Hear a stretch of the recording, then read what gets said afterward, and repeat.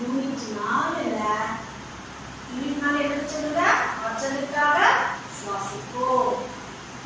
இந்த பாடத்தியாக்கோ நம்ம நினைச்சுக்கிறது ஆக்சிஜன் நம்ம உடலுக்கு எவ்வளவு முக்கியமானது. அதனால அந்த ஆக்சிஜனால நம்ம உடல்ல இருக்கக்கூடிய பயன்கள் என்ன, நம்ம ஆரோக்கியத்துக்கு ஆக்சிஜன் எவ்வளவு முக்கியமானது. அதே மாதிரி கார்பன் டை ஆக்சைடு கழிவு பொருள் நம்ம வெளியேறலைன்னா அது எவ்வளவு பேராபத்துங்கிற காரியங்களும் படிச்சாச்சு இல்லையா? அது மட்டுமா நம்ம படிச்சோம்? அந்த பகுதிகளை மட்டுமா நம்ம படிச்சோம்? இல்ல.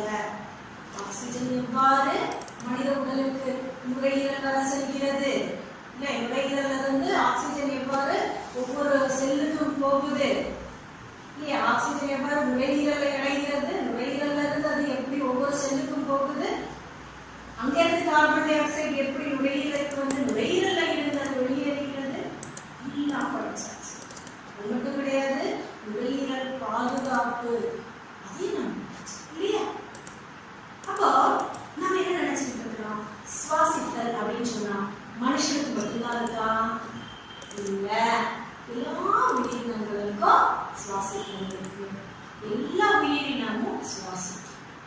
தாவரத்துல இருந்து ஒரு சில உயிரினத்துல இருந்து இல்லையா, அதுக்கு இடையில நம்ம அவாயு சுவாசம் இல்லையா, எல்லா உயிரினங்களும் சுவாசிக்கும். எல்லாத்துக்கும் ஆக்சிஜன் முக்கியமானது. எல்லாமே செல் சுவாசம். எல்லாத்துக்குமே கார்பன் டை ஆக்சைடு கழிவு அதை எல்லாமே வெளியேற்றம் நடத்தும். இதெல்லாம் உங்களுக்கு இல்லையா? இனி நம்ம சில கீழின உயிரினங்கள், கீழின உயிரினங்கள் லோவர் ஆர்கானிசம், சுவாசித்தல் பிற உயிரினங்களில் என்ற ஒரு பகுதியை இப்ப நம்ம எல்லாருமே பாலூட்டிகள் இல்லையா? பாலூட்டிகள் எல்லாம் கிட்டத்தட்ட ஒரே மாதிரி தான் நுரையீரல்ல சுவாசத்தை நடக்கும் இல்லையா? யானை, பூனை, நாய், குதிரை எல்லாமே பாலூட்டிகள். எல்லாத்துக்குமே ஒரே மாதிரி தான் இந்த நுரையீரல் இருக்கு. இந்த நுரையீரல் வாயிலாக ஆக்சிஜன் எடுத்து வெளியிடும். இனி மற்ற உயிரினங்கள் இது போலவே இருக்கின்றன. நம்ம புத்தகத்துல அமீபா, மீன், பூச்சிகள் அப்படின்னு சொல்லிட்டு சில குறிப்புகள் நமக்கு இருக்கு இல்லையா? அப்ப அமீபா, மீன், பூச்சிகள் இது போன்றவை எவ்வாறு சுவாசித்தல் நடத்துகிறது அப்படின்னு பார்க்கும்போது முதல்ல நம்ம அமீபா அப்படிங்கிற அந்த உயிரினத்தை பாருங்க. எப்படி இருக்கு அமீபா? சின்ன வயசுலயே சின்ன கிளாஸ்லயே படிச்சிருப்பீங்க. அமீபாங்கிறது ஒரே ஒரு செல் உயிரினம். அதுக்கு ஏதாவது ரூபம் வடிவம் ஏதாவது இருக்கா? ஒண்ணும் கிடையாது. பாருங்க அமீபா எப்படி இருக்கு? அப்படி ஒரு ஒண்ணுமே இல்லை. ஒரு செல்லுடைய செல் படலம் இருக்கும், உள்ள செல் தீர்மமான சைட்டோபிளாசம் இருக்கும், ஒரு உட்கரு இருக்கும். சிலப்பா உணவு நுண்குமிழ் இருக்கும், சிலப்பா கழிவு நுண்குமிழ். வேற ஒண்ணும் இல்லை. அது எவ்வாறு இறை பிடிக்கும்ன்றது எல்லாம் நீங்க வந்து பொய்க்கால்கள் போட்டதோ அதில் நீங்க சின்ன கிளாஸ்லேயே படிச்சிருக்கீங்க. நம்ம 9ஆம் கிளாஸ் இல்லையா? இந்த ஒரு செல் உயிரினமான அமீபா நேரடியாகவே ஆக்சிஜனை அந்த ஒரு செல் உடலுக்கு எடுக்கிறது.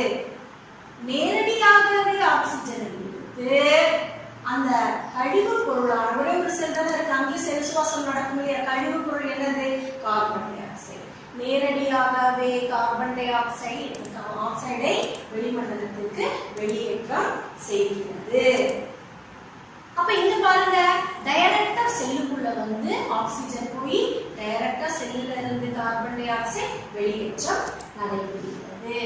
எவ்வளவு சிம்பிளா இருக்கு, ஒரே ஒரு செல் அமீபா. இனி அடுத்தது பாருங்க, கரப்பான் பூச்சி. பூச்சியில இருந்ததுனாலும் கரப்பான் பூச்சி, ஏன்னா நம்மளுடைய அட்டவணை இருக்கு பார்த்தீங்களா?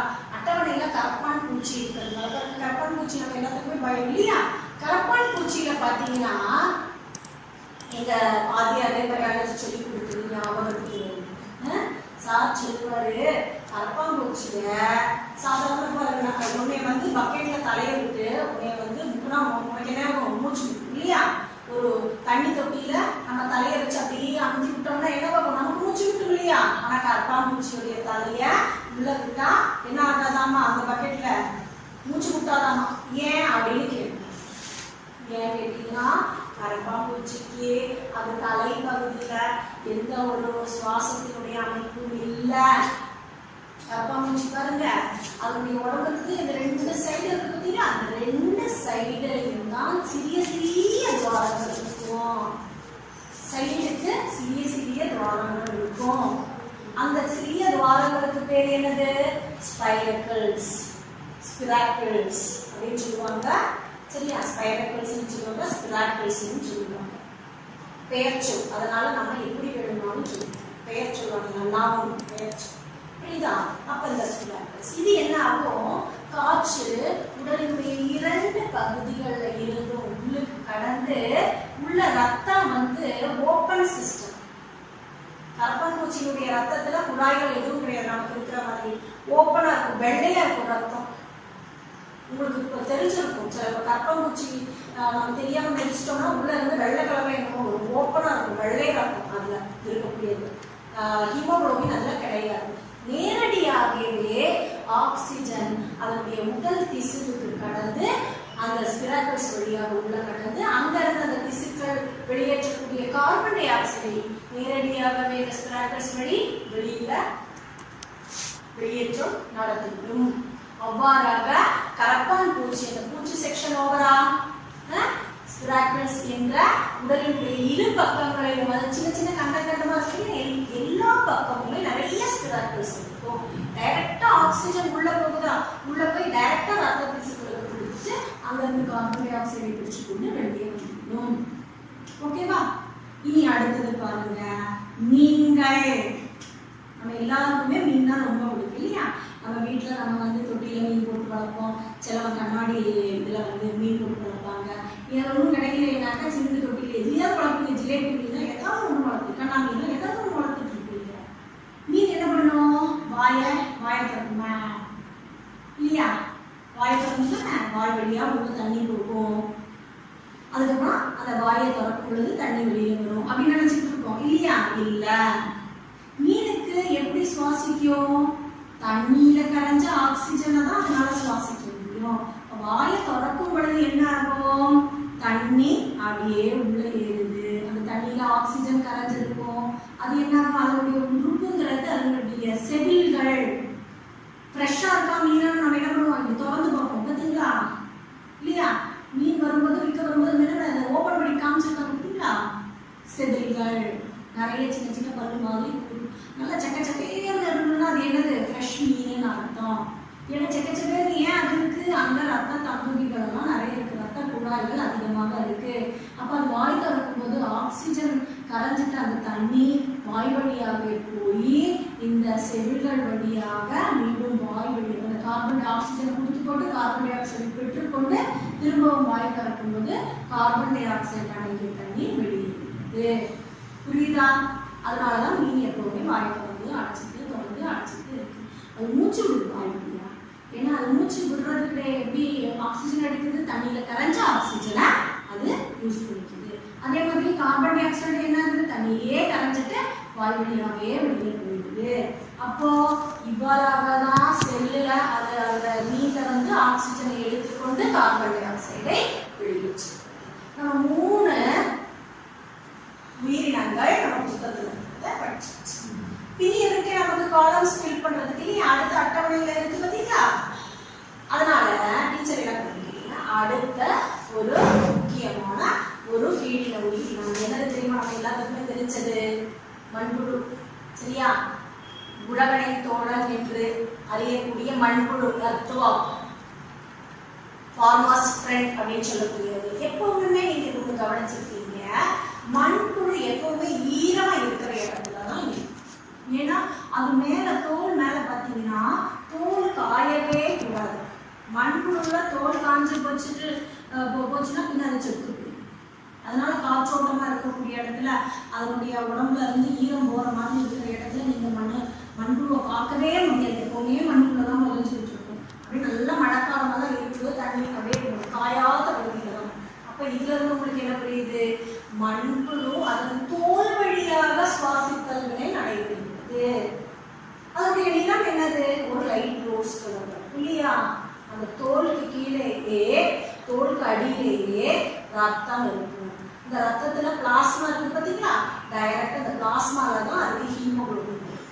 நமக்கெல்லாம் எங்க இருக்கு, சிவப்பு ரத்த அணுக்கள்ல தான் இருக்கு ஹீமோகுளோபின்.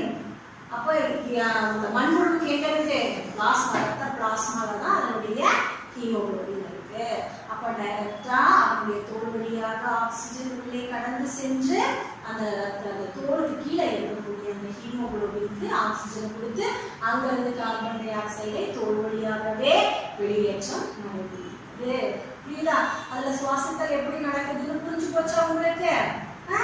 எத்துவம் அதாவது மண்புழுல எப்படி நடக்குதுன்னு உங்களுக்கு புரிஞ்சுதா?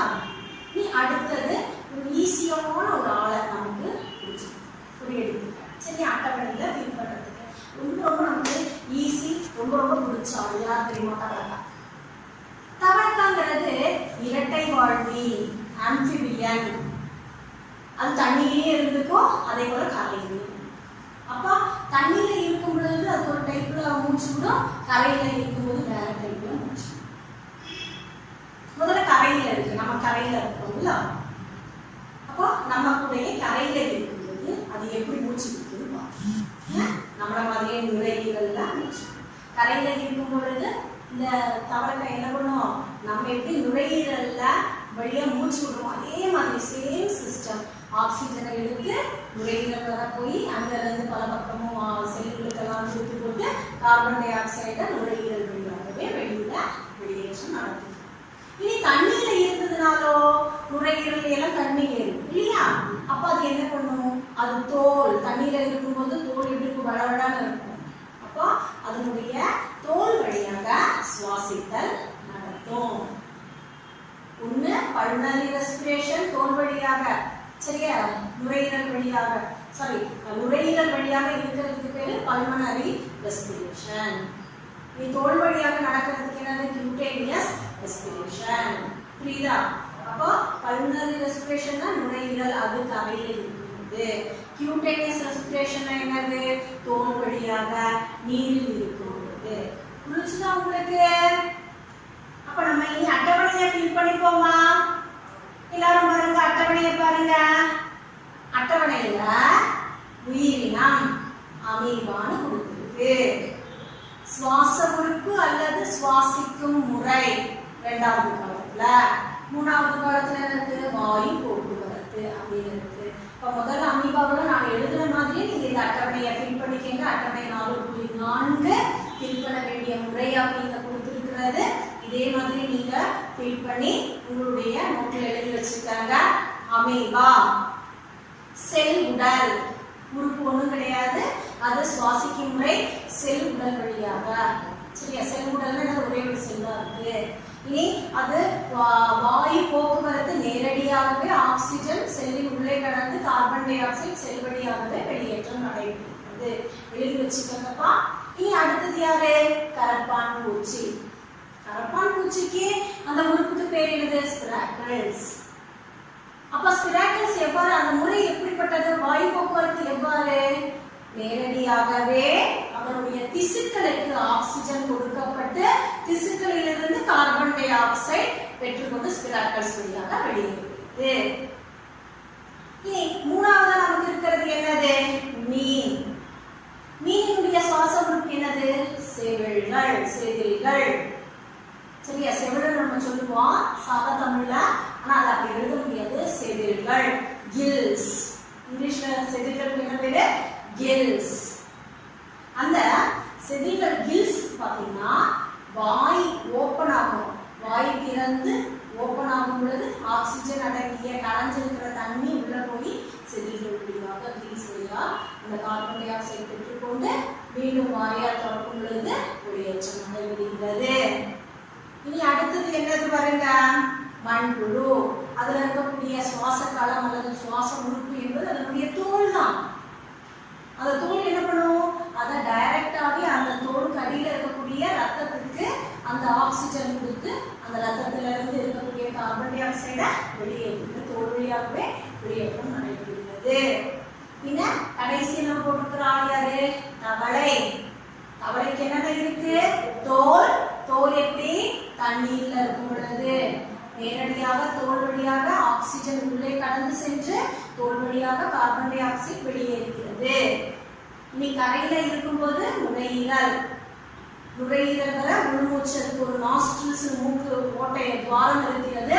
அது வழியாக ஆக்சிஜன் உள்ளே கடந்து சென்று நுரையீரலுக்கு செல்கிறது. அங்கிருந்து கார்பன் டை ஆக்சைடு அதே ஓப்பனிங் வழியா வெளியேற்றம் நடைபெறுகிறது. உங்களுக்கு டீடைலா சொல்லி கொடுத்துட்டு டீடைலா புரிஞ்சுக்கோங்க. சரியா? இந்த அட்டவணை 4.4 நீ கரெக்டா எழுதி வச்சுக்கோங்க.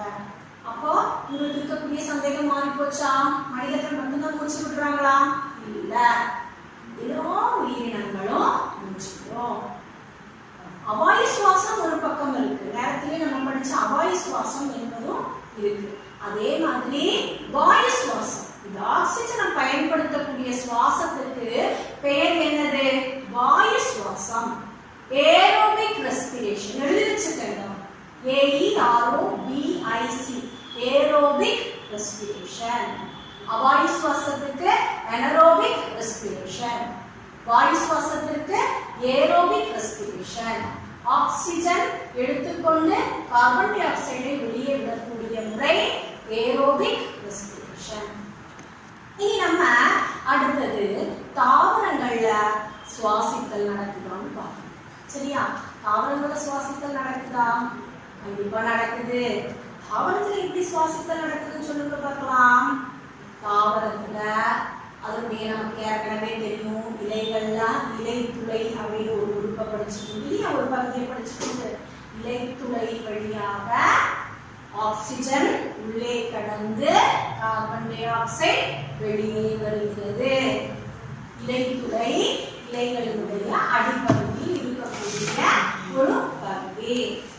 நம்ம பாடத்தினுடைய ஆரம்பத்துல இருக்கிற பார்த்தீங்கன்னா ஃப்ரண்ட் பேஜ்ல தலைப்பு கொடுத்துருக்க ஆற்றலுக்காக சுவாசிப்போம் அப்படிங்கிற அந்த பகுதியிலேயே பார்த்தீங்கன்னா இலைத்துளையினுடைய படத்தை எல்லாம் அற்புதமா இசை.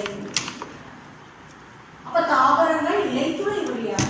அப்ப நீங்க என்ன நினைச்சிட்டு கூடாதோ இலையில மட்டும்தான், நம்ம இதுவரை அப்படிதான் படிச்சிருக்கோம் இல்லையா? இலைத்துளைகள் எங்க இருக்குன்னு படிச்சோம்? இலைகளினுடைய அடிப்பகுதி அப்படின்னு நம்ம படிச்சோம் இல்லையா? அப்போ சிறிய தாவரங்கள், சின்ன சின்ன தாவரங்கள், பச்சை நிறத்தில் இருக்கக்கூடிய தண்டுகள் எல்லாம் பார்த்தீங்களா?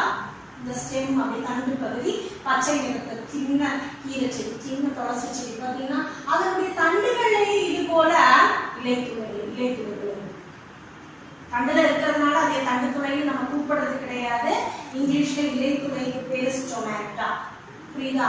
இந்த ஸ்டொமேட்டா என்ற துளைகள் பச்சையில இளம் செடிகள் எல்லாம் வந்து அதனுடைய தண்டுகள் எல்லாம் கூட இந்த இலைத்துளை இருக்கும், ஸ்டொமேட்டா இருக்கும். புரியுதா?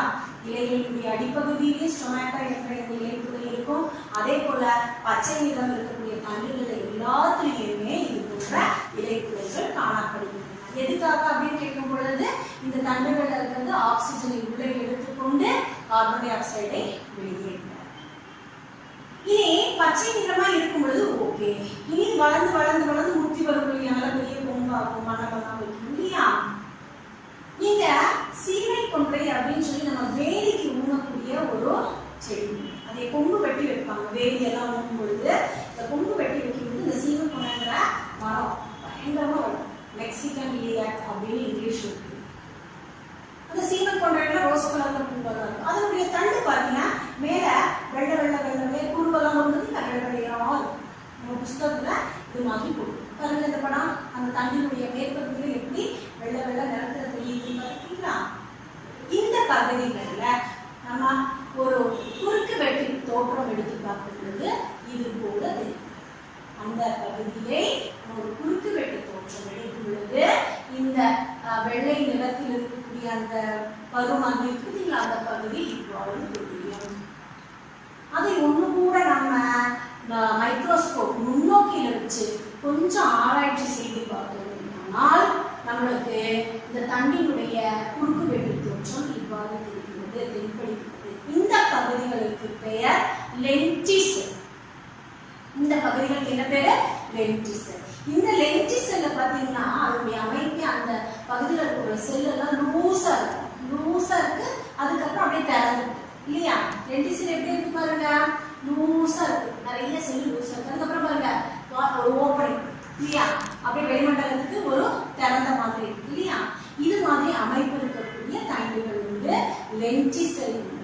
அது எப்படின்னு கேட்டீங்கன்னா முத்தி போக அது நமக்கு சீமை கொன்றையில ரொம்ப நல்லா தெரியும். அவ்வளவுதான். சரியா? பெரிய பெரிய மரங்கள் எல்லாம் இது மாதிரி இருக்கு. லென்டிசெல் என்ற ஒரு அமைப்பு இருக்கிறது. இந்த லென்டிசெல் என்ற அமைப்பு வாயிலாக ஆக்சிஜன் தாவரங்களினுடைய உள்ளேயும் அதே போல கழிவு பொருளான கார்பன் டை ஆக்சைடு தாவரத்தினுடைய வெளியேயும் இந்த லென்டிசெல் வழியாக வெளியேற்றம் நடைபெறுகிறது. அப்ப தாவரங்கள் என்னென்ன இருக்கு? இலைகள், இலைத்துளை இருக்கு. இளம் தண்டுகளிலேயே இலைத்துளைகள் இருக்கு.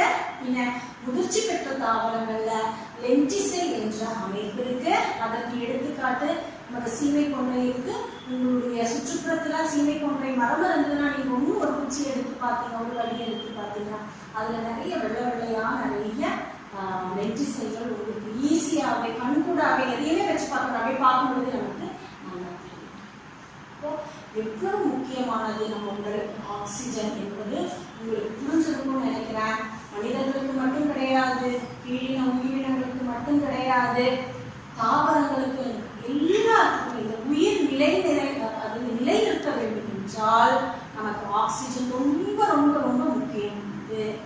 அப்போ இந்த ஒரு தருணத்துல உங்களுக்கு நான் காற்று மாசடைதல் எவ்வளவு பேராபத்தான ஒரு விளைவு ஏற்படுத்துங்கிறத அவங்களுக்கு சொல்ல முடியும். ஏன்னா நம்ம பிளாஸ்டிக்கை எரிக்கக்கூடாது, கழிவு பொருளான கார்பன் மோனாக்சைடு போன்ற பொருட்கள் எல்லாம் நம்மளுடைய வெளிமண்டலத்தில் வரக்கூடாது. காற்று மிக மிக சுத்தமாக இருக்க வேண்டும். காற்று சுத்தமாக இருக்க வேண்டும் என்று நமக்கு வேற வழியே கிடையாது. மரங்களை நட்டு வளர்க்க வேண்டும். காடுகளை அழித்தல் கூடாது. அதையெல்லாம் நம்ம திருத்தியாச்சு, நிறைய திருத்தியாச்சு.